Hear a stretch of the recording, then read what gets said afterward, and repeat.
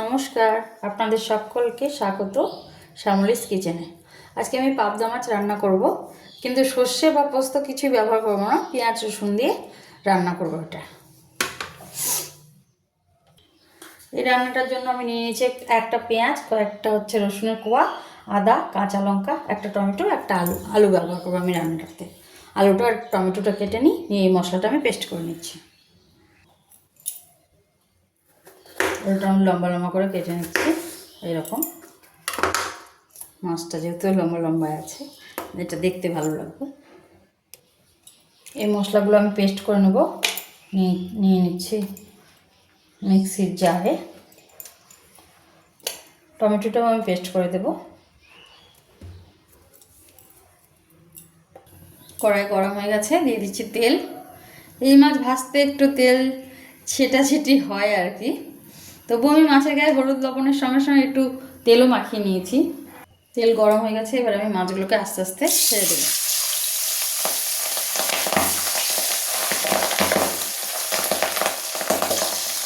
এই মাছগুলো ভাজার সময় প্রথমবার দেওয়ার পরে সঙ্গে সঙ্গে একবারে উল্টে পাল্টে দিলে মাছগুলো সোজা সোজা ভাজা হয়, মানে কুকড়ে আসে না আর কি। মাছগুলো আমার প্রায় ভাজা হয়ে গেছে, এগুলোকে উঠিয়ে নিচ্ছি। এইভাবে বাকি মাছটা ভেজে নিচ্ছি। মাছগুলো আমার সব ভাজা হয়ে গেছে, এবার আমি এই তেলেই আলুটাকেও সুন্দর করে ভেজে নিচ্ছি। আলুটাকে ভাজার সময় আমি সামান্য একটু লবণ দিচ্ছি, ভাজাটা ভালো হবে আর সেদ্ধটাও হয়ে যাবে প্রায় আমার। আলুটা আমার ভাজা হয়ে গেছে, আমি আলুটাকে উঠিয়ে নিচ্ছি। এতটা তেল আমি রান্নায় ব্যবহার করব না, তাই কিছুটা তেল আমি কমিয়ে নিচ্ছি। এবার এই তেলে দিয়ে দিচ্ছি সামান্য একটু জিরে, একটা শুকনো লঙ্কা, দিয়ে দিচ্ছি বেটে রাখা